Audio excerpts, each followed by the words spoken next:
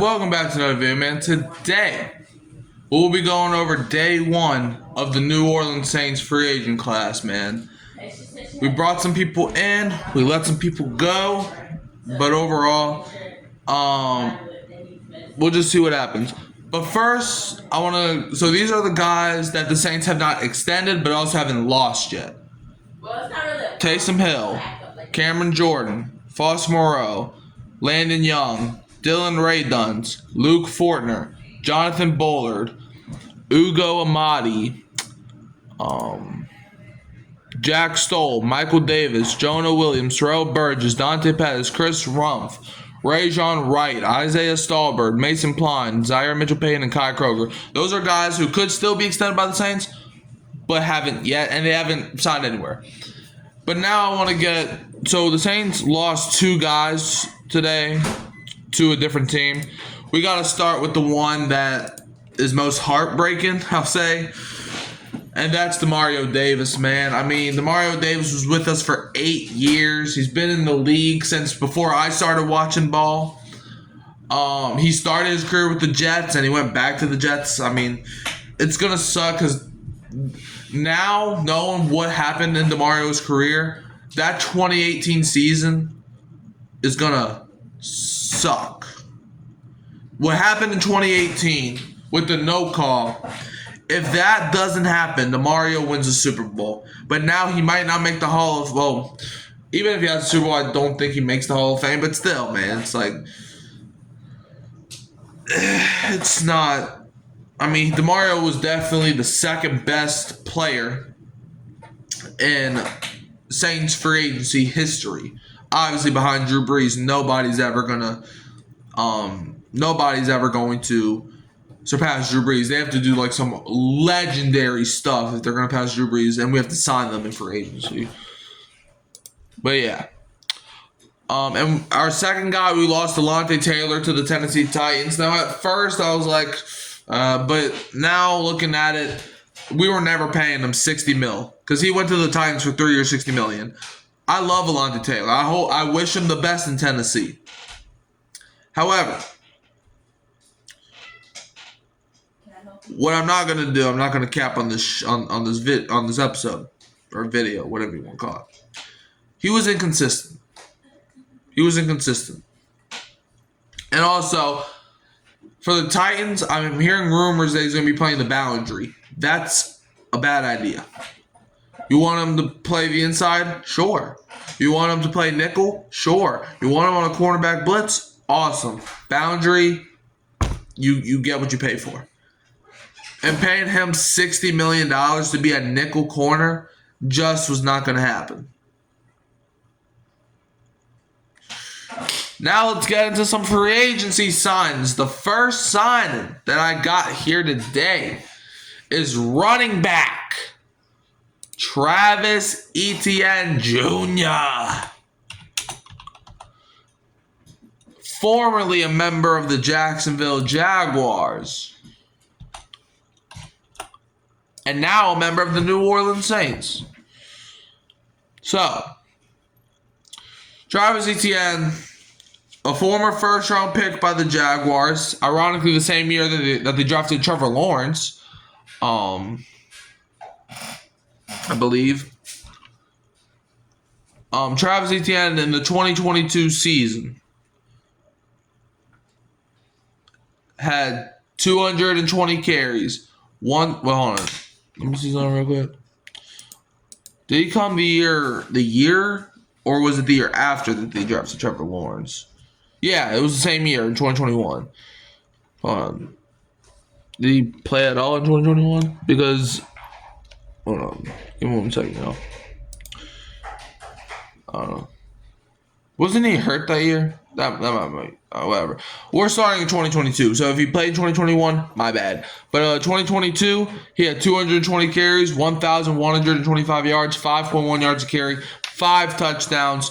He also had 35 receptions through the air. 2023, 267 carries, 1,008 yards, 3.8 yards a carry, 11 touchdowns with 58 receptions. 2024, he had a down year. Like, he was terrible in 2024 with only 150 carries, 558 yards, 3.7 yards carry, 2 touchdowns, and 39 receptions. 2025, he had a bounce back year for a team that made the playoffs. 260 carries, 1,107 yards, 4.3 yards of carries, 7 touchdowns, and 36 receptions. Like, he's coming off of a year where he had the second most touchdowns of his career. He had the second most rushing yards in his career, and he averaged over 4 yards a carry. And I like this signing also because obviously, bringing him back to Louisiana. But also another thing, Alvin Kamara, I'm sorry, this might break some Saints fans' hearts. I don't think he's going to be on the team in 2026. I don't. Because the way they restructured the contract made it like to where you cut him, you save like, what was it, like 10 million, 18 million, something like that. So, so the way that they restructured it. But yeah, anyways. And also I think the Saints have a dangerous backfield now because our biggest problem, like we were 29th or 28th last year in the run game. And I understand. Well, the Saints don't have a good offensive line. Saints don't have a good offensive line. Well, let's get into that signing. The New Orleans Saints. Hold on. Give me 1 second, y'all.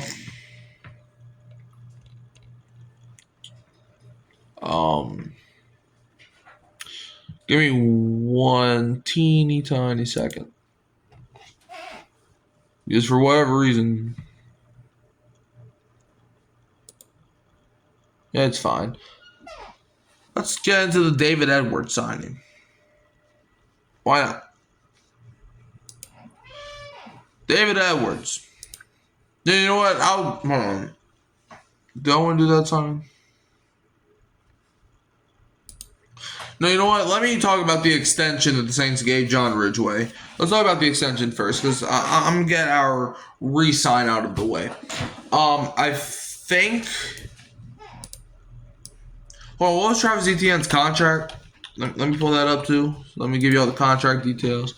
Let's see. It was 4 years, $52 million. So, that's a pretty good contract for him. Now, let me talk about Mr. John Ridgeway, a guy that the Saints extended. Let's see. So we signed him to a 2-year, $6.2 million deal. I don't like this because John Ridgeway, personally for me, he's just never done nothing. Like, he's cool for depth. Like, he's a decent run defender, but it's like, how is he gonna get on the field? I mean, last season he had 3 tackles and 8 assists, and he missed like 15 games almost. Like, he missed like the entire first half of the year. Like, John Ridgeway hasn't even recorded a sack in his entire career. I just think you could have done better. Like, you could have signed a defensive tackle if you needed to. But extending John Ridgeway, I just think that's a waste of money, personally. Personally, I do. Now, there is some upside to it. Like, maybe year 2 in the Brandon Staley system. Maybe he can flourish. But I'm going to be honest with you, I don't know how much flourish he can be doing.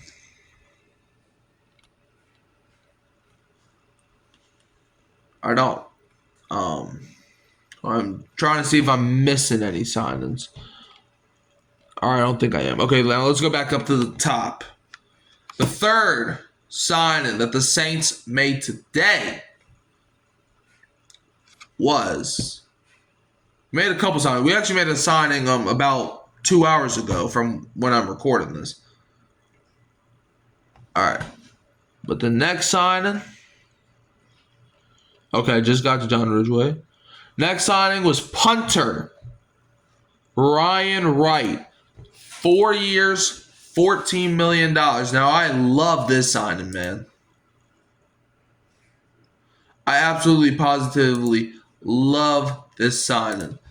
Ryan Wright. Now, I understand, oh, you paid the punter a lot of money. I don't care about the money. We have that money.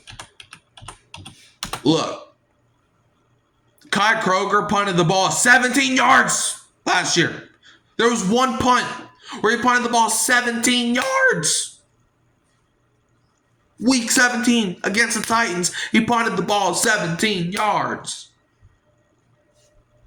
I could kick farther than that. So, yeah, Ryan Wright. Let me see. Yeah, he's definitely going to compete. But, I mean, we did sign him to a long-term deal, 4 years. So, I would have to imagine he probably, he's probably going to be our long-term punter.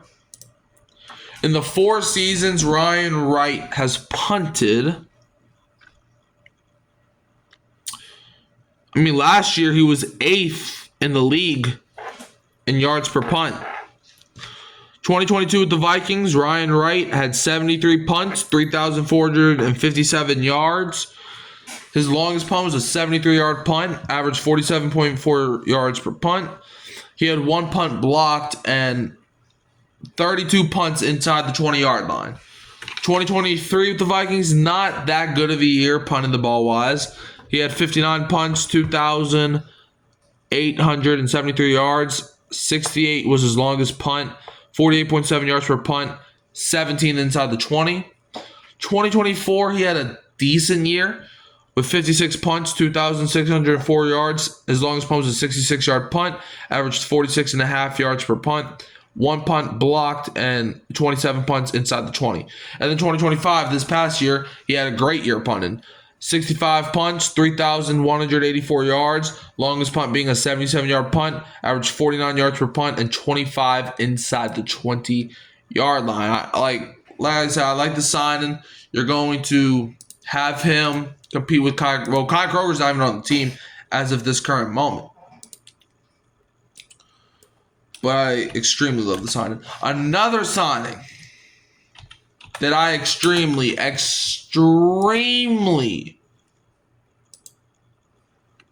love. And I was hinting at it earlier. But a lot of people say, you can't run the ball if you don't have a good offensive line. What if I told you that we already fixed it? Look, I hate a few things in this world. Like, I actually hate watching Cesar Ruiz play football is one of them. So the New Orleans Saints went out, and they signed an offensive guard. Now, Cesar Ruiz still might be on the team next season, which would suck. But we signed offensive guard David Edwards, 4 years, $61 million. Not only do you get your running back of the future, but you also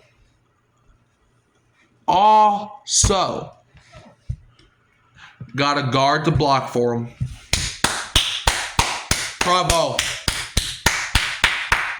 Mickey Loomis is cooking today.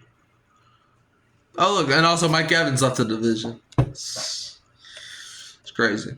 Was that all? Let me scroll up. No, there was one more signing. New Orleans Saints signed tight end Noah Fant to a 2-year contract. I don't know the money. Now, this signing, Noah Fant, and shout out to Kyle Phelps. He's a Bengals fan. He was telling me stuff about him. I don't like this signing because I feel there's better tight ends out there. Now, is Noah Fant the cheapest option? Probably. But you can go get a Dallas Goedert. You can go get a David Njoku. You can make a trade for like a Chigakonkwo or someone like that. I just feel like Noah Fant would have been like a last. I mean, the Bengals didn't sign him until training camp last year. I just feel Noah Fant is like, in my eyes, is like a guy where you sign if you needed to sign him. Like if the Saints signed him last year, I would have been okay with that because the season's about to start. You need somebody there, but that's not what they did. I mean, but hey, maybe. I mean, look, and I like Noah Fant as a player. I do. I really, really, really do. I just don't. I don't know. This definitely means we're just letting Foster Moreau go to free agency. This definitely means that, but I don't know. Let's see some. Let's see. So Noah Fant in 20. So he started his. So Noah Fant started his career in 2019. He played for the Broncos for 3 seasons, and he was traded in the Russell Wilson trade. So he was with the Broncos for 3 seasons, Seahawks for the next 3 seasons, and then he played for the Bengals last season. So he's played 7 years, 3 with the Broncos, 3 with the Seahawks, 1 with the Bengals. 2019 with the Broncos, he had 40 receptions for 562 yards and 3 touchdowns. 2020 with the Broncos, had 62 receptions, 673 yards, and 3 touchdowns. 2021 with the Broncos, 68 receptions, 670 yards, and 4 touchdowns. 2022 with the Seahawks, had 50 receptions, 486 yards, and 4 touchdowns. 2023 with the Seahawks, 32 receptions, 414 yards, and no touchdowns.